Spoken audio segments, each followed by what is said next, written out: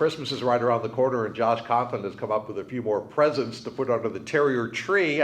National Signing Day, December. I know it's not the one huge event that it used to be. Yeah. And I know recruiting is almost a year-round process now, but you got some names in the fold. How do you feel about things overall today?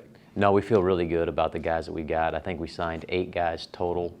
We'll look at maybe adding a couple more before February that may be on campus.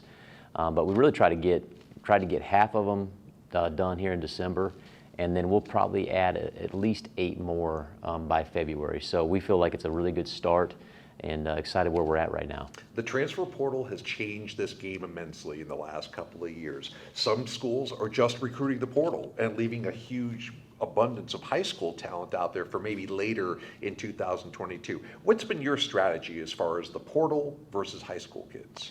Well, I think the biggest thing for us is we don't have the ability to go get like a grad transfer because we don't have a graduate school. It is difficult for us to bring in transfers just in general. So our strategy has been to go find the very best high school player that we can find. And that's why we've kind of slowed it down a little bit. We've stepped on the brakes. There's a lot of good high school players out there right now. And for us to be able to evaluate their senior tape and take our time just so we know what we're getting in terms of the academics and the academic load that they're going to have to take, and just to make sure it's a fit. So we've transitioned our thought process a little bit as a program, and you can see it this year.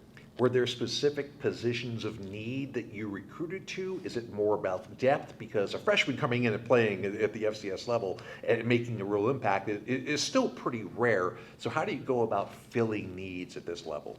Well, the first thing we did is we did go identify some needs that we had that we wanted to get in here as transfers. So we went out and found a wide receiver that will be here in the spring. We found 2 linebackers, Jalen Marshall and David Powers. And then obviously we have the wide receiver, Jordan Davis. So those 3 guys coming in, those were needs that we felt like at outside linebacker and inside linebacker. And then we would probably like to take maybe 2 more guys, one being obviously a quarterback potentially if we find the right guy. And then one could be a defensive back, could be an offensive lineman. So to answer your question, it really comes down to need. You know, what positions are we looking for? What positions do we need? And, you know, and we talked about this during the year. Part of our strategy is we've got to be able to get old, stay old. We've got to develop guys through our program because that's the makeup of who we are as a program. I've been watching the social media feeds. I see you and Rob Green out there on the trail together a lot. Your coaches have been all over the country. How about the job that your coaches have done in assembling the class we have so far? Well, it really doesn't. I mean, it really doesn't happen without those guys. I mean, they have done a tremendous job of going out and building the relationships. You know, we played last spring. That's typically a time of the year where we go out and evaluate guys.